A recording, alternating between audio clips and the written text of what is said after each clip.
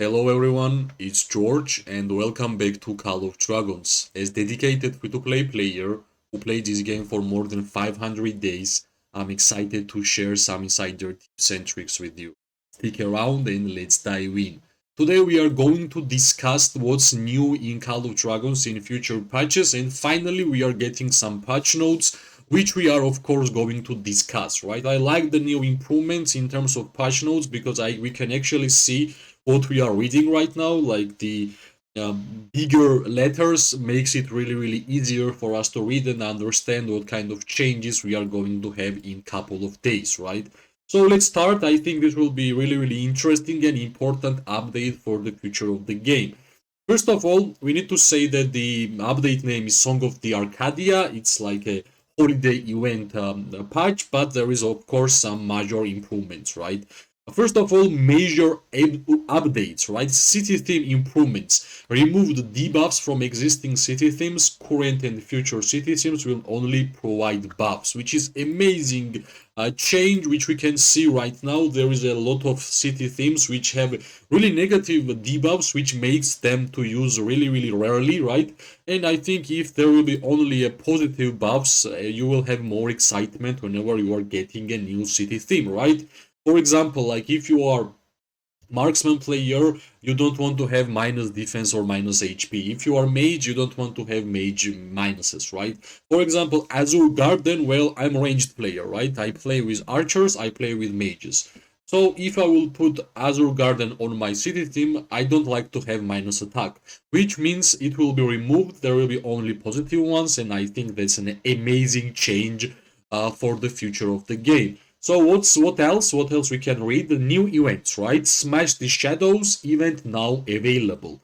Well, generally, the Shadow Forts are terrifying structures forged by dark magic, threatening to plunge and land into darkness. During the event, each alliance can summon and raid one Shadow Fort at a time. An alliance can only launch rally attacks against Shadow Forts. The more total damage an alliance deals with the time limit, the greater rewards alliance members will receive. The more damage you deal individually, the greater the personal rewards you will receive. Basically, amazing event where your whole alliance will participate, which means every single member will get some rewards. And I have said it many times, the events which are giving you rewards, even if you won't gonna win and you're just gonna participate, is amazing for the free-to-play players, right? Because generally, the damage meters and the pay-to-win events, the only winners are pay-to-win alliances. So, such as like Roots of War, such as the Shadow Fort event will be great because at least you are there and at least you're gonna get some kind of rewards out of this event, which is quite a good thing. I have always said more events we're gonna have in the game, better it will be for everybody, right? Holiday event Songs and Arcadia is here. That's basically a holiday event week when we're gonna have a lot of new stuff. New stuff, I mean the rewards and events. Wondrous travelers explore a fairy tale land and collect items to exchange for rewards. Festival of Fortitude, which we have seen already, 7-day event, amazing rewards. Bounty Hunt, again, pretty normal event which we had in the past. Automation raid, again, and treasure hunting for some legendary tokens and some universal artifact keys will be great. Well, generally, this kind of event is always cool. Every single day, you're gonna log into the game and you're gonna have some new things to pick up and to use, especially for the free-to-play players, right? So, good stuff here.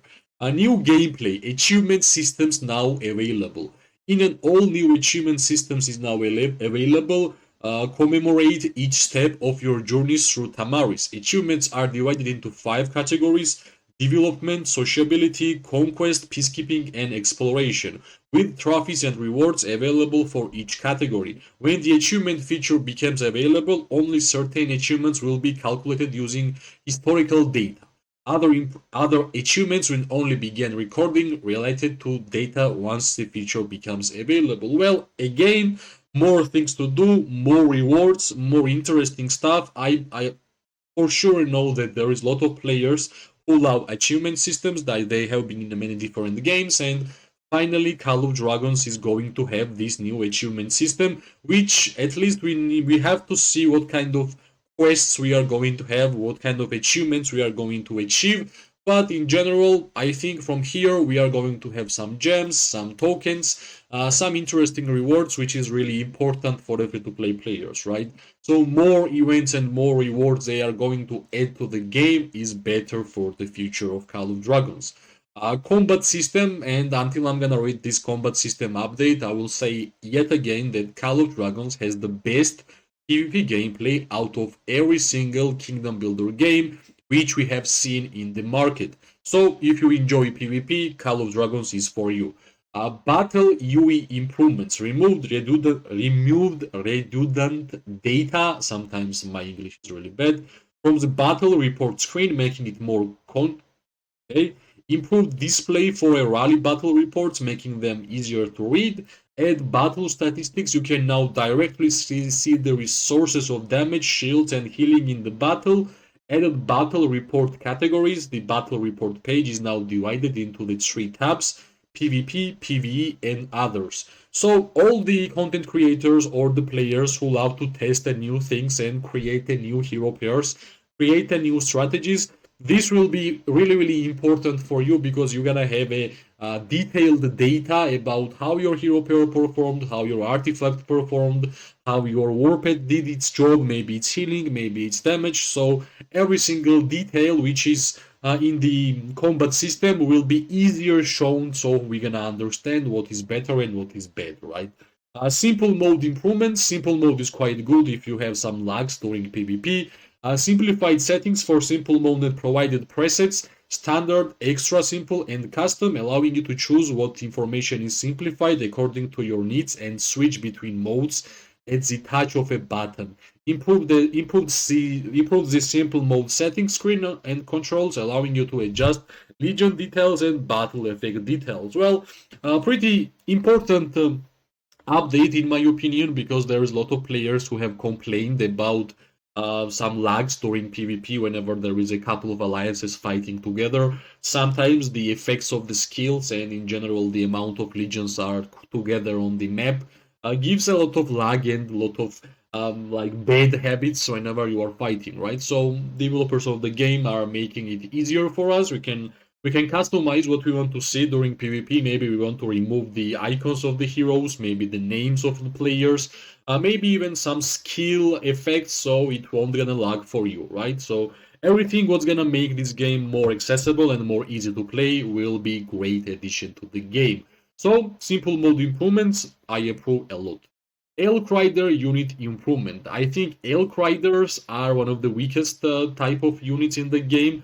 They are kind of cavalry, but at the same time they are not. So I truly believed for a long, long time that these troops should have changed. So I think let's see how they did it, right? The Spring Warden's Elkriders unit's original skill, Cavalry Charge, has been changed to Wild Barrage. When launching a normal attack, fires arrows at up to 5 enemy legions, including the target. Well, totally different troop, which gonna make these Elkriders viable in the future already, right? Reducing their march speed by 30% for 3 seconds for each target hit. The Legion gains 150 rage and takes 10% less damage for 4 seconds. Effect can be triggered once every 10 seconds, only takes effect when your Legion is composed entirely of Elkriders. Elkriders base damage increased from 158 this, on every single levels. Well, they actually yeah, they increased the level, the attack, right? This is the increased number, and this is how it was. So basically, on every levels, we have increased damage, which should feel great for Elkrider players. So mainly, they made Elkriders ranged units or ranged cavalry units, and I think they don't need a charge at all, right? I have thought about it many many times, and I think having a ranged cavalry unit which has charge is nonsense. So finally some skill which is connected to normal attacks, connected to the archers. Basically, this will make this troop type viable, in my opinion, and that's one of the most important changes which I have seen in this patch, besides the city theme debuff removal, right? So, all the cavalry players, please test it, see how it will be, and tell me if it has a huge effect on the battlefield or not. Army group feature improvements. Army group is a new feature. New army group has army group same movement speed feature. When enabled, all legions in army group will move at the same speed. Improved legion multi-select. When multi-selecting legions, you can now select army groups you created. So basically, making it more easier for players to utilize the army group feature, which is only for infantry and cavalry, unfortunately. So that's it, pretty small changes, but let's see how it will affect the army group feature in the game. Warped systems, and it's been a while since we had like huge warped changes, and I think what I can see here, like there's 1, 2, 3, 4, 5 warped system changes, so it should be pretty big, right?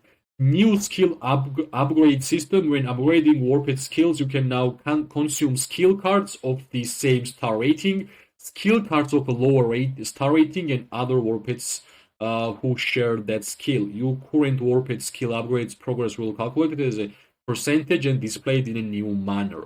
Well, actually, it's gonna make upgrading skills for players who don't understand how to do that, like stars, will make it more easier because it will be viable. You are going to spend way more skills for of the warpeds besides just selling them. So before this update will kick in, I would recommend to not sell any of the warped skills because you never know which skill will be important after this update will kick in, right?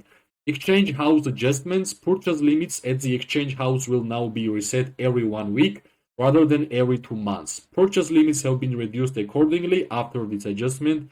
0-star skill cards will be subject to purchase limits, increase the impact that single purchases have on warped skill card price.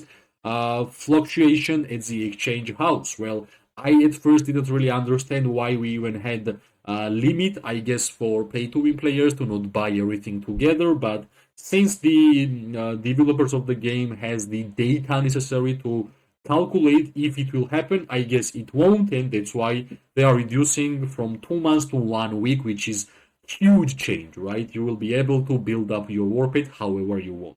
So both of the changes are really, really important. Auto regeneration improvements. A skip animation option has been added to the auto regeneration screen. Enable it to speed up the regeneration process. Just nothing really important. Warped capture improvements. You are now guaranteed to capture a warped with a talent skill with every 4 successful captures on the map. Really? Okay, finally, less random, more numbers and more details. Captured epic and legendary warpeds are guaranteed to have talent skill. Well, guys, we have been waiting for something like this, and me, the person who's one of the favorite feature of the game is warped. Yeah, finally, warpeds are giving a new life. Everybody who loves warpeds, you are going to have a lot of fun in the game. Warped strategy update. The Warped Strategy tab now includes hero recommendations, allowing you to see which hero pairs best with which Warped in the battle. But if you aren't gonna believe this hero recommendation, you can always check the content creators on YouTube and take the ideas from them because that's the reason why we are making the videos, right? Because we want to share our ideas. So basically, in terms of Warped systems, amazing changes, huge changes. Everything will change for warpeds after this patch, so let's just wait. Alliance systems. Warband Behemoth raids. For season 2 onward, Warband members can help out in both standard and elite Behemoth raids.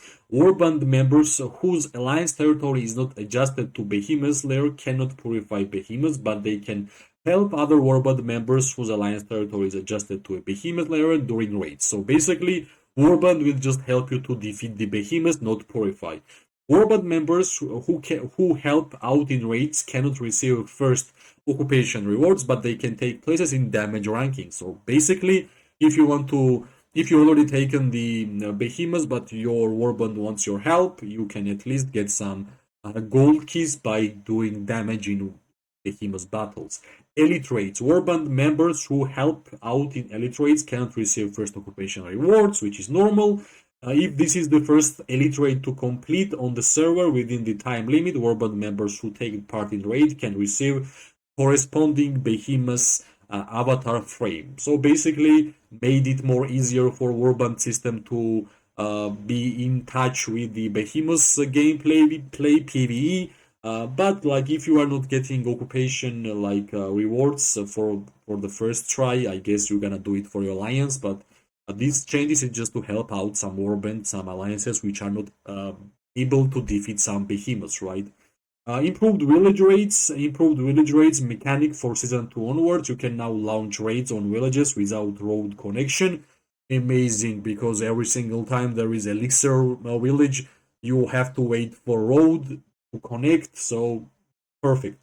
Fixed an issue where village buffs would still be active after player left their alliance. Now all of your occupation village will remain occupied after leaving alliance, but their buff will not take effect, which is normal, right? This should not have happened, but it is what it is.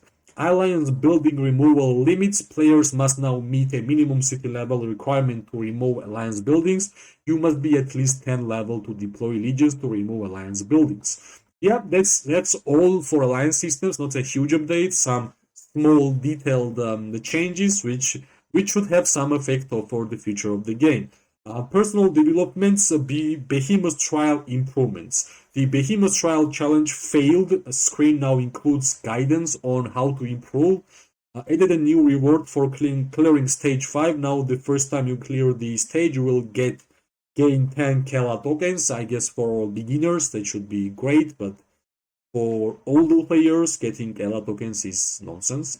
We can now buy pen tokens and Naurin tokens in Trial Store, which means Pen and Narin will be the fastest epic heroes to awaken, right?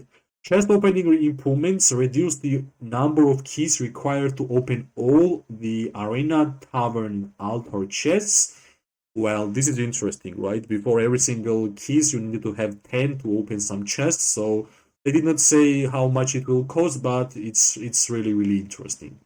Healing you improvements added the ability to filter the for flying units at the Shaman Hub, Hut, Herbalist, and Hut Hospital. Other improvements. Brink of War event improvements reduce the amount of resources required per donation during the preparing for war phase. Improve the red dot notification, not that important. Sharing Legion informations. A share button has been added to the create Legion screen. Tap it to share your current Legion formation to your alliance members, which is not that important. Wonder unlocking improvements. Improve the process to and the details for unlocking wonders. Season summary adjustments. Reduce the difficulty of obtaining Yggdra crystals in the Season of 1 summary. The amount of Yggdra crystals you can obtain remains unchanged. Some game use confirmation, which is not that important, and secondary password feature. Added the secondary password feature. You can set a secondary password by going to settings customization. Well, I guess if you want to have two passwords, that's what they are giving us to, right? So basically, what's the most important changes for this Song of Arcadia? I think removing the debuffs of the city sims is really important. This new events is kind of cool. Achievement system is nice, not that really important personally for me, but I'm sure there is a lot of people who love to have achievement systems. Combat systems, well, I think knowing how you did damage or how you healed is pretty cool. Amazing changes for Elkriders, which we need to see how it will affect in the game. And one of the most important changes, which is a warped system, like every single detail have been changed. Not that important alliance system changes, and well, I think that's the most important ones, right? So the city theme debuff removal, warpeds, and Elkriders. So basically, the future of the game looks kind of fun. I like the direction the game is going. I think they are listening to players. Of course, there is a lot more thing to do in the game to make it more and more better, but generally I always prefer to be more positive than negative in anything in life which I'm doing. As always, if you like the video, press like, subscribe, share. It really helps me when I see that you guys are watching. It gives me more and more motivation to make more content for this game. And for everybody, I wish everyone amazing day, morning and night, wherever you are. We are going to see each other really soon. Bye bye and good luck.